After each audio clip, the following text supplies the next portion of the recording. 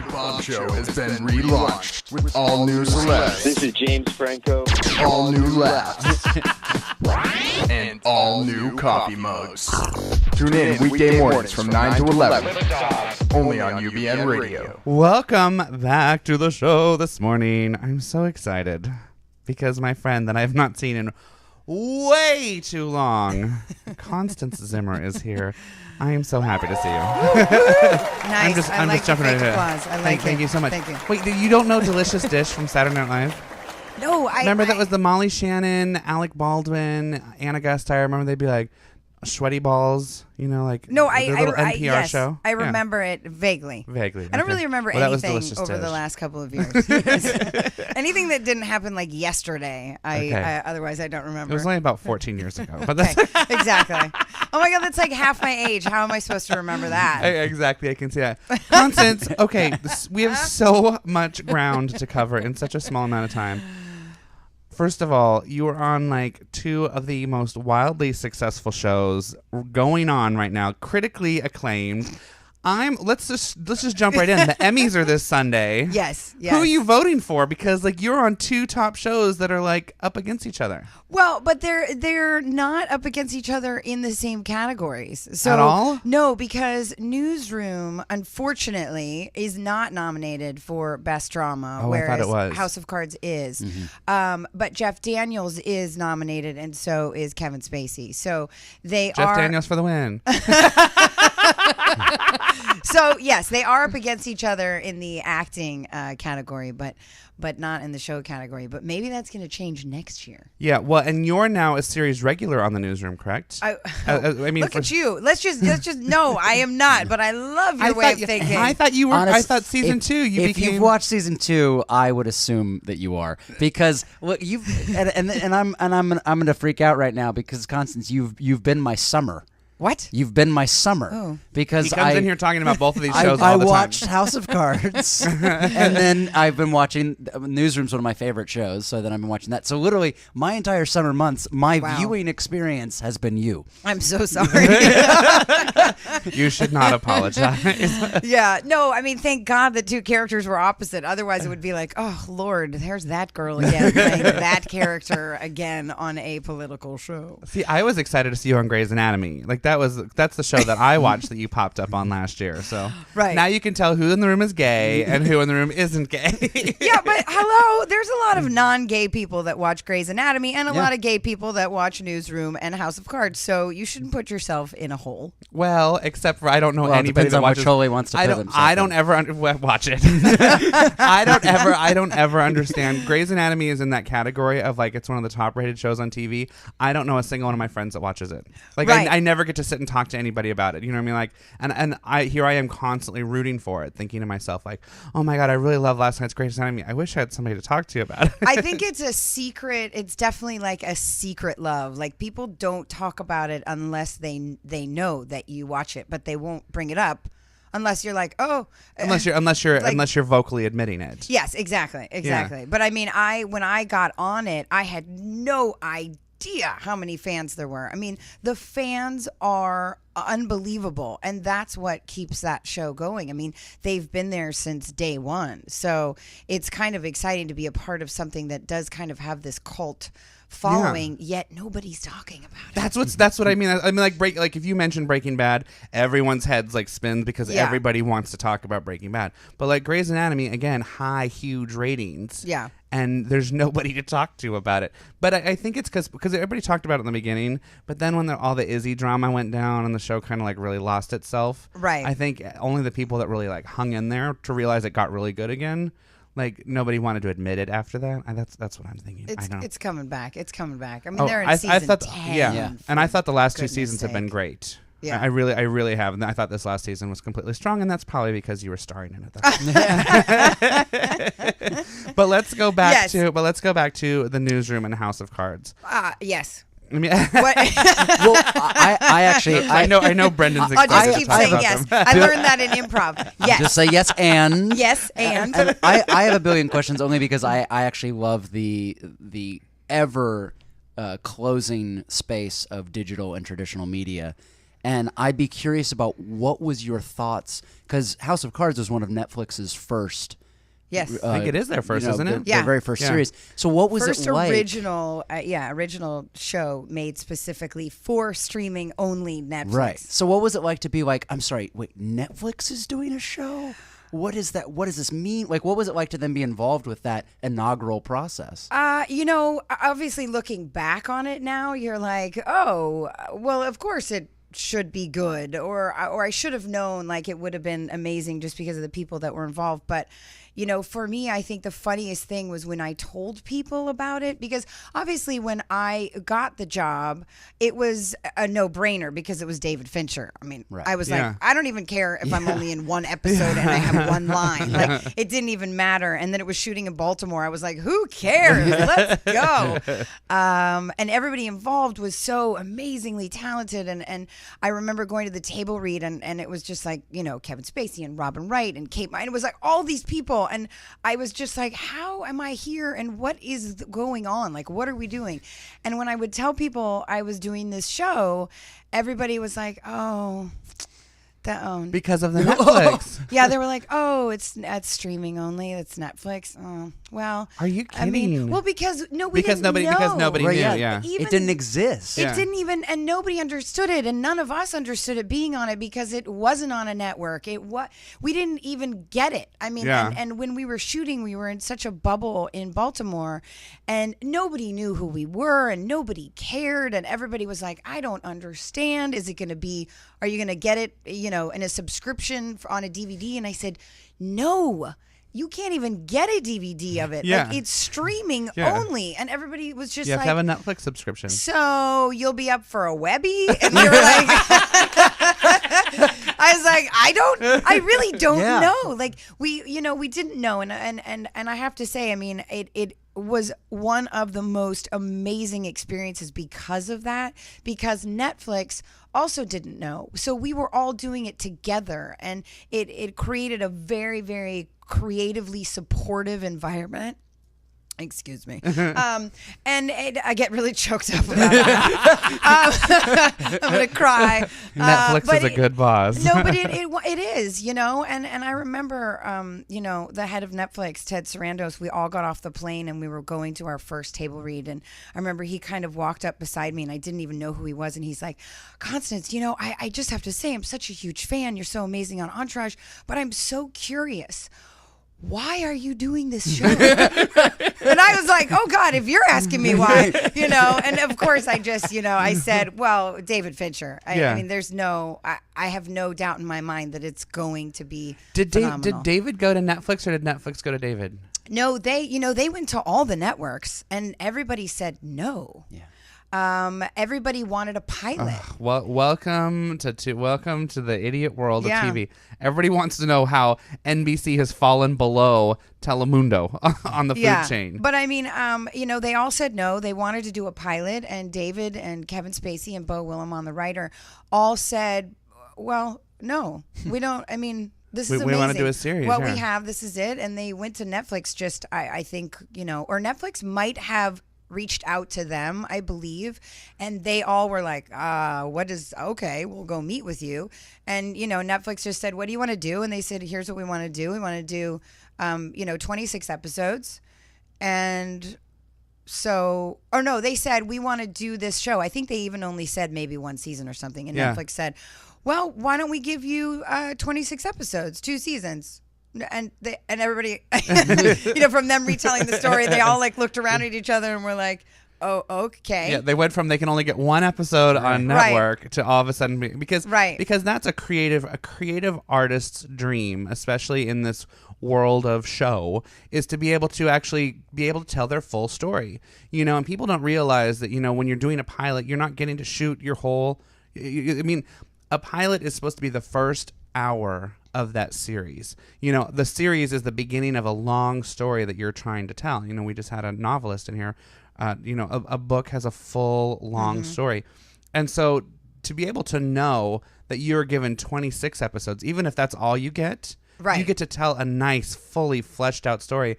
And that's when the audience, how can the audience not connect to that? Yeah. You know, because then you're going on this journey, because so many people get so irritated, especially in this day and age. They like really love a show out of the gate, you know, and a show with like 4 million viewers can be considered a failure on network television. Yeah. That's 4 million viewers who are really invested. They get like 6 episodes in, and all of a sudden they pull the plug. Yeah, and it gets canceled, and you don't even know what happened to those characters, and that's why most people, I think, have a hard time even falling in love with the show for fear of it being canceled. Yeah. You know, and that's also for the writing on House of Cards. It made it, I believe, also so much more, if I can say, titillating, is because you didn't have to draw things out. Like, we know what time we're given, and so there's so much packed into every single episode because we know we have a certain amount of time. You know, there's none of this like push me, pull me, love relationships. It's just like, here's what it is. It's happening. Let's go. Well, and because I remember that was a big thing that changed the show Lost, was all of a sudden Lost was starting to do that. They were starting to put in like these filler episodes, these one-off episodes where nothing was going on. And it was like, for the longest time, we were all invested in this show. And then when they went to the drawing board with ABC and were like, we want an end date so that we can tell this story properly. And then the show kind of like snapped back to life, and each episode served a purpose. And that's what's important about storytelling. Is like every scene should serve a purpose. It can't just be like, today let's go follow Constance's character around and watch her eat a sandwich at a deli just because maybe she'll meet a guy and by the end of the episode they'll break up. But oh well, you know, like that's the kind of stuff that will happen that we don't need. Well, and then on a show like The Newsroom on HBO, I mean, you're dealing with, there isn't a spare line, let alone a filler episode, and you're on, I think, one of the only shows that doesn't have softcore porn in it. Yeah. So I mean, it doesn't need it because it's that titillating without it, and it's so extraordinary. And I literally just watched the season finale, you know, where you just go toe to toe with Jeff Daniels, and it's such a remarkable scene. It's so weird for me to watch it too, because I'm like, oh my God, I'm going like, you know, toe to toe with Will McAvoy. Like, you know, I can't. It's sometimes very hard to separate. Like I'm an actor and I'm on a show that I watch, and I'm completely like kind of having an intense conversation, so much smarter than I am in real life, and getting away with it. You know, and I was like, wow, I actually look like I'm really good. So were you a fangirl of the show before you got involved in season 2, or did you know that arc was coming up? I did not know the arc was coming up. It actually happened while I was on the show, because I was only guaranteed 2 episodes when I first signed on to do it. And I have been wanting to work with Aaron for years, and Aaron has been trying to get me on his various shows and projects, and I have unfortunately never really been available. And when this came along, I said, oh wow, well that's amazing, 2 episodes on The Newsroom, that's so exciting. And I thought the character was so fun, and she was so bitchy, and I, you know, playing like a complete Republican after I had just played, you know, like this crazy like liberal news reporter, you know, on House of Cards. I thought, oh, this will be perfect. They're totally opposite.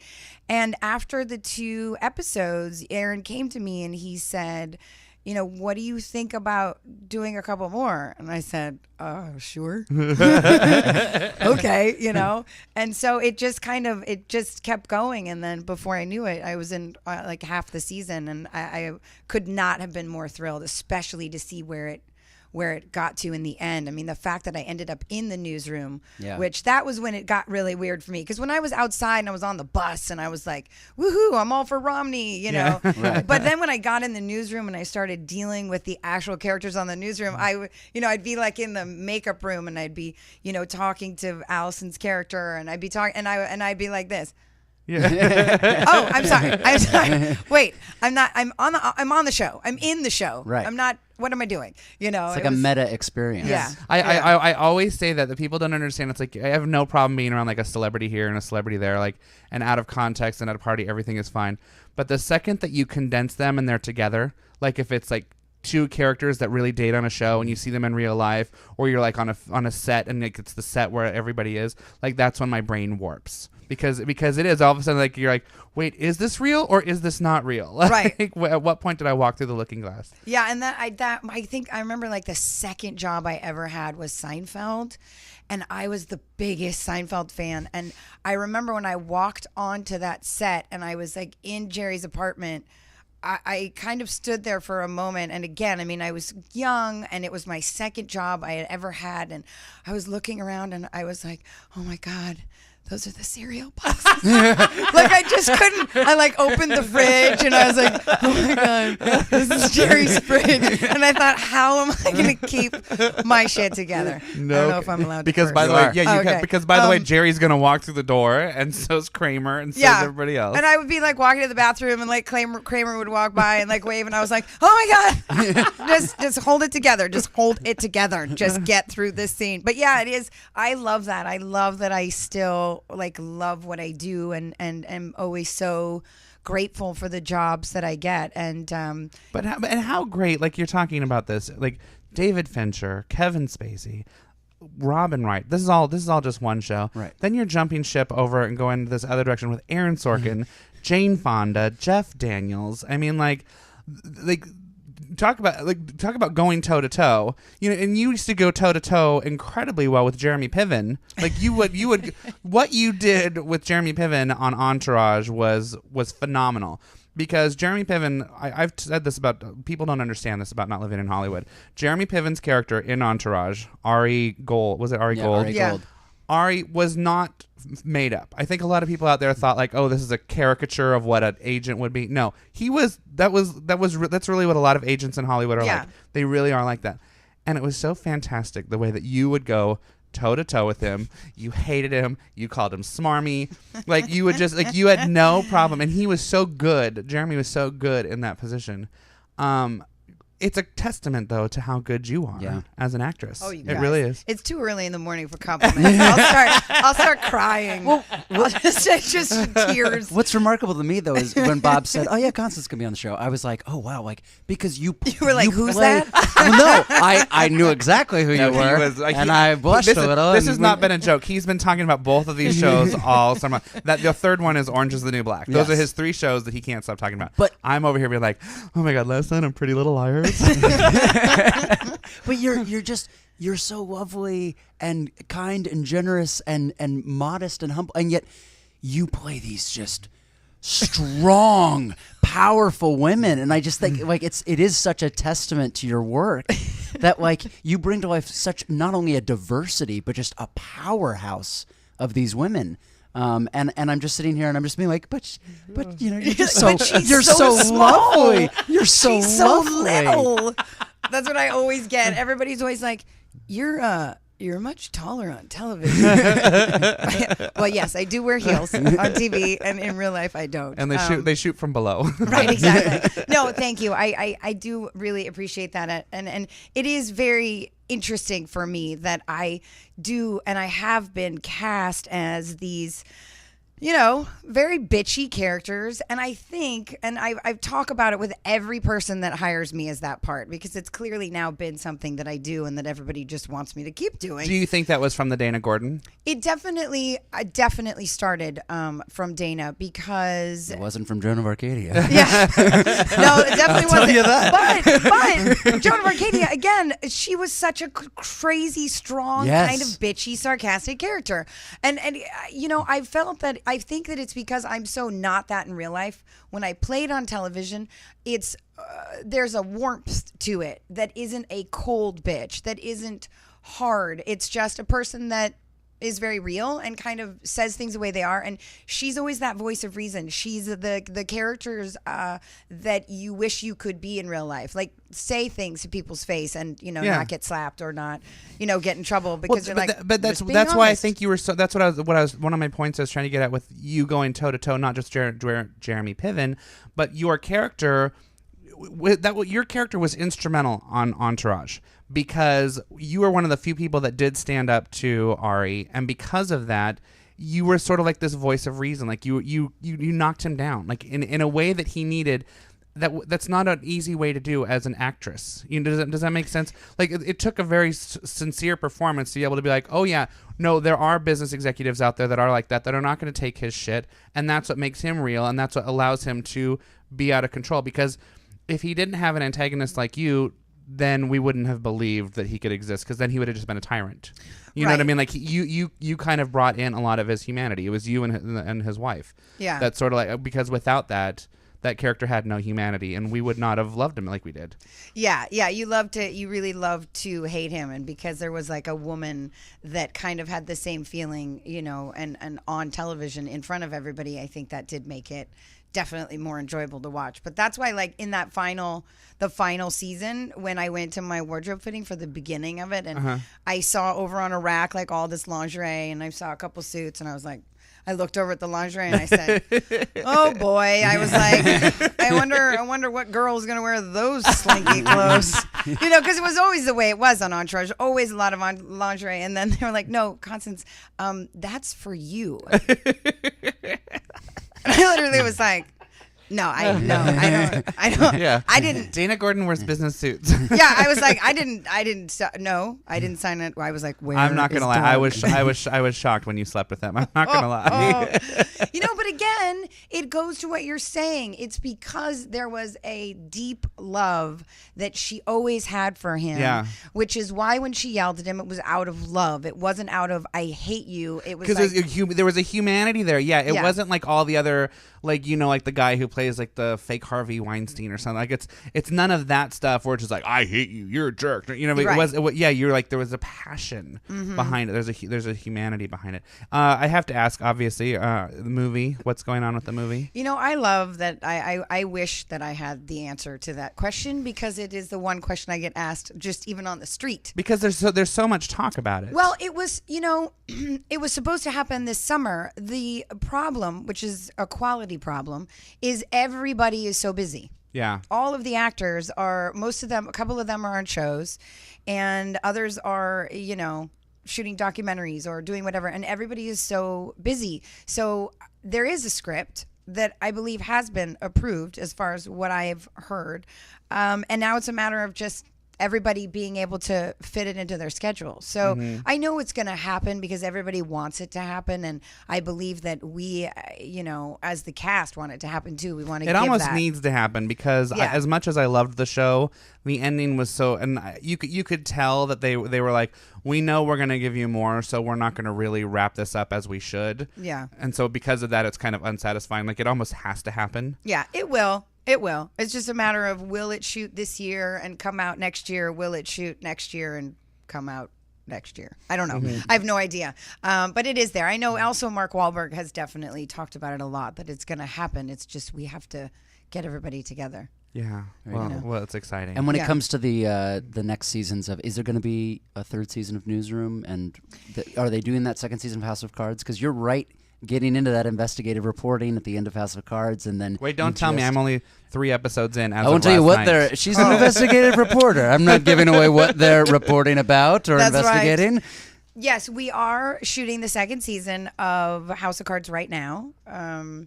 When it comes out, I don't know. I'm not quite. A lot of it is because it just hits at midnight one night. Yeah. Again, I think it's all about making sure we do it correctly the second time around. It's a very exciting second season. I just thought of something really interesting about the statistics of something like Newsroom, because of the way Netflix is doing it. You literally know exactly every single time whether somebody's watched it on a repeat or they've watched it first run. You know how many times that show has been downloaded and watched. That's unheard of, because if you think about it, if you broadcast, TV, you don't really know how many viewers. The movie theaters, like whatever, and any kind of media that you do, like even our numbers are like all over the place because there's like 20 different devices you can listen to our stuff. But because Netflix has it and it doesn't go anywhere else, it can only be viewed through Netflix. Netflix really knows exactly how many times. Yeah. And and repeat performances, every single view is counted. Well, and back to your point earlier, Bob, where you said 4 million people could tank a show on traditional broadcast. Yeah, 4 million people at $7.99 a month for Netflix.com.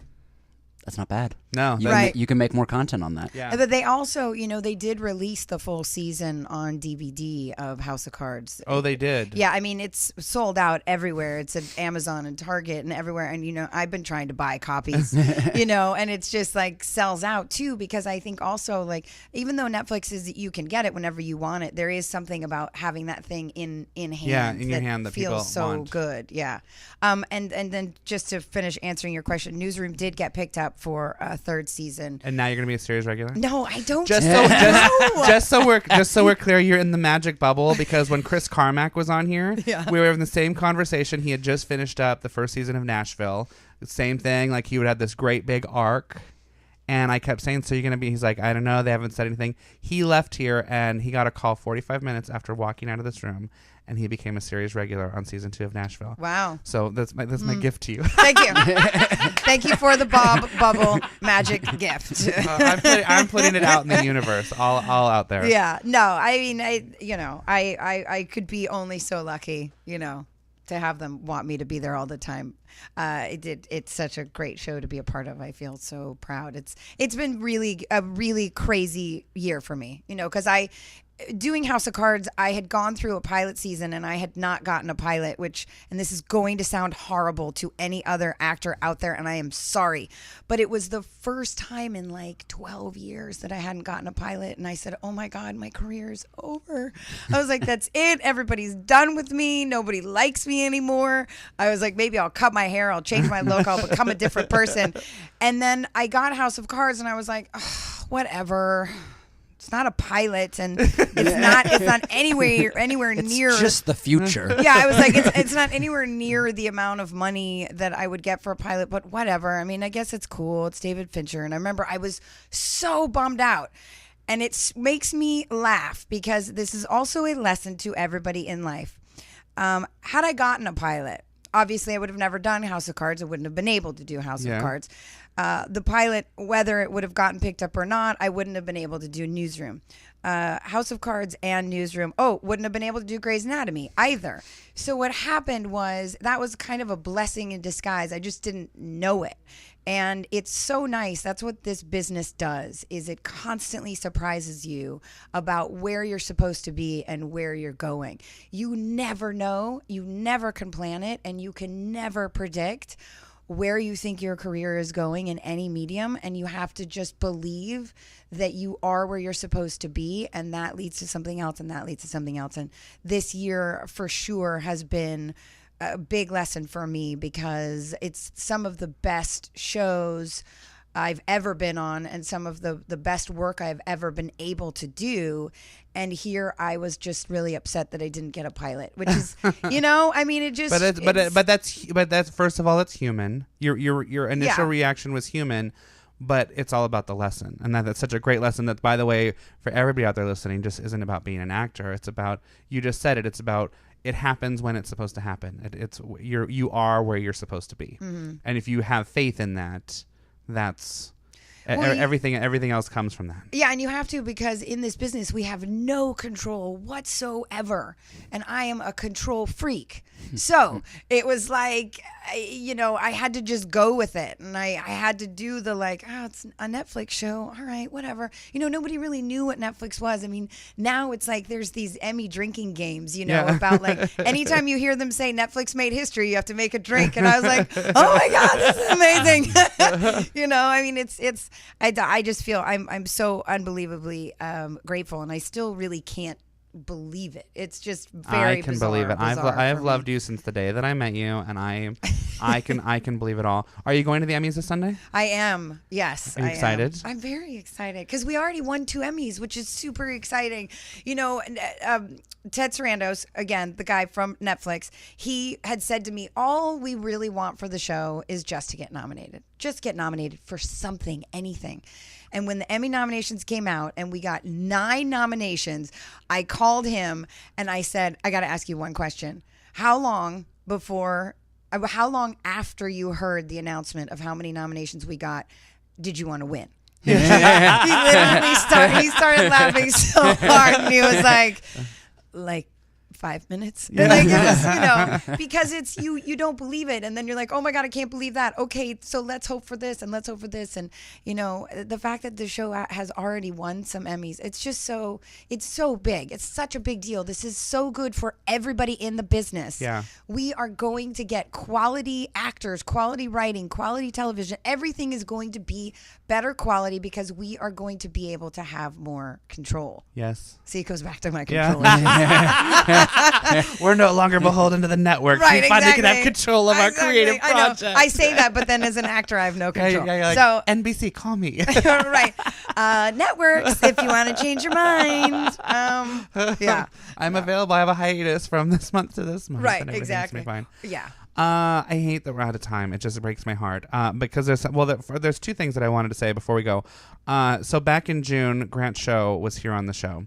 And I'm going to connect dots for all of our listeners because Grant was on and I told everybody about a tattoo that I now have on my body that lives on my body because tattoos are permanent for anybody. Kids, tattoos are permanent. The more you know. The reason I have this tattoo is because it was Constance's birthday. And somehow, somehow, that is how we met. We met at Grant's house, but it was you and Tiffany Amber Thiessen. Mm-hmm. And then somehow... And Lisa Fox. Okay. Right. And because I was, of course, trying to think about this. And somehow... Tiffany involved me in helping to plan your birthday party because we were going to do a scavenger hunt, which I always do with Shannon Elizabeth. Right. So those were all the dots of how we connected. But what I didn't know was that one of the things that Tiffany would put on the Scavenger hunt because we were at the Roosevelt, so everything was at the Roosevelt and within walking distance of the Roosevelt, which meant Hollywood Boulevard, and everything was things having to do with me and how well you knew me and different dares. Yeah. Okay. Right. Yeah. Okay. That's cool. And and me now, mind you, this is like 9 years ago. It was like 2004, wasn't it? 2005. 2005. Yeah. Okay. And I I said it because you were here when Grant was on the show. Like one of my favorite shows of all time is Melrose Place, and I'm like just now I coincidentally got on his team, and I'm like because we had just met like once or twice at this point, and so I'm like gaga that I've got Jake with me, right? Jake Hansen, thank you very much, and we're running around Hollywood Boulevard, and you got like a crazy amount of points if you got a tattoo, and Grant is like, you got to do it, and I'm like, what? But you know, when one of your all-time favorite people says you're getting a tattoo, you're getting a tattoo. Peer pressure. Yeah, peer pressure. And I'm happy to say that we won. Yeah. And to this day, I have a ladybug on the top. Amazing. I still cannot believe that you did that. I remember you just like walking back into the lobby with like a patch, and I was like, oh my God, did somebody get a tattoo? Oh no, this is not happening. Yes. And do you remember too? Were you there like when randomly Andy Dick showed up, and I was like, oh my God, I finally made it. I was like, Andy Dick, surprise guest at my birthday party. Just because he just heard there was a party, and I thought, and I mean, and I was, I was very young. Did he get a tattoo? No, he didn't. See, that's what I'm saying. He did not get a tattoo. But I remember all my other friends were like, "Oh my God, Constance, you've totally made it." Andy Dick showed up at your birthday party. In the meantime, there were so many amazing, actors and celebrities at this, crazy scavenger hunt that Tiffany had put together for me. Oh my God, that was the and all best anybody cared about was that party. Andy Dick showed up. Yeah. Because that says something. No, but so, and my other thing, since because our show has been completely hijacked today, because we have so many guests, which is so wonderful, and we're going to go to a break in just a moment. But it was so interesting because the top of this year, I don't know if it was like I think it was like my Chinese horoscope or something. It said that I was going to be reconnecting with a lot of people this year, and it's been so interesting because I have been reconnecting with so many people that I haven't seen in so long, just because life just takes you. Like Garth Brooks was right. Life is like a river.